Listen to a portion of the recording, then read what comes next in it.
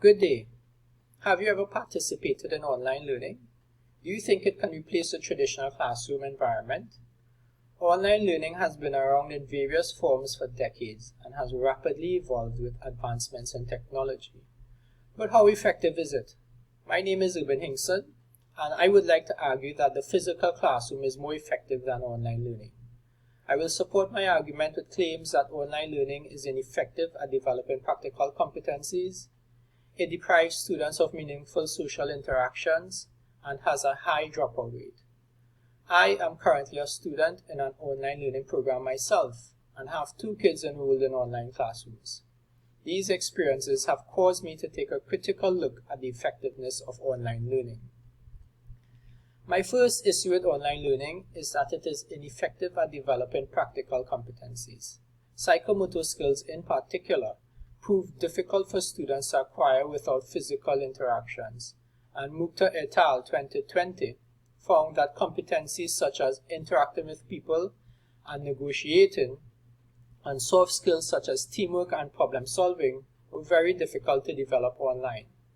Another concern is that education institutions prioritize student retention over standards when designing online courses. According to Smith 2012, economic pressure to maximize student enrollment and retention can lead universities to lower course standards. Therefore, curriculum development has favored courses that are easier to conduct online. The problem here is that unless taught competencies aligned with the demands of the job market, graduates will find themselves qualified but unemployed. The second issue with online learning is that it deprives students of meaningful social interactions.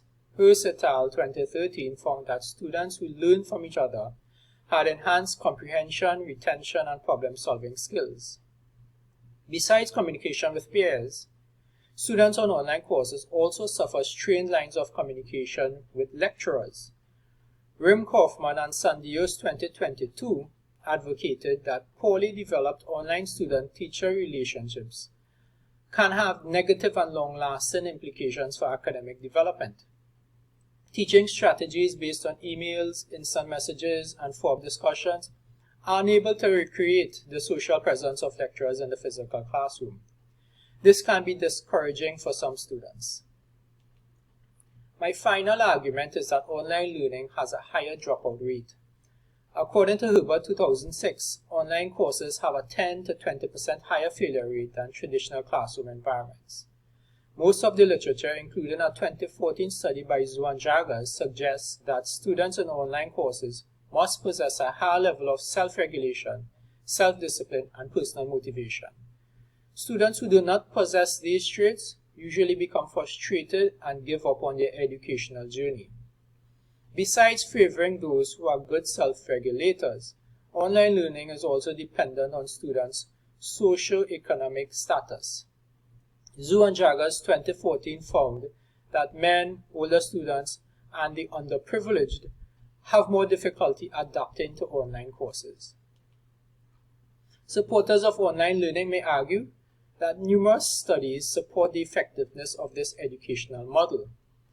Russell 2001 popularly documented 335 research reports, summaries, and papers that found that there was no significant difference between online and traditional learning formats.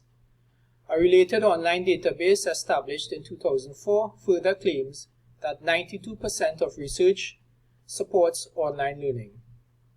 However, the reliability of most of these studies is questionable.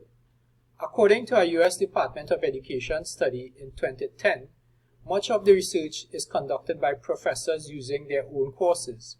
Therefore, researchers may have a vested interest in showing positive outcomes for online learning and can alter conditions to achieve desired results. In addition to suspected research bias, there are also common inconsistencies in research methods. For example, most studies compare face-to-face learning to blended learning instead of pure online learning.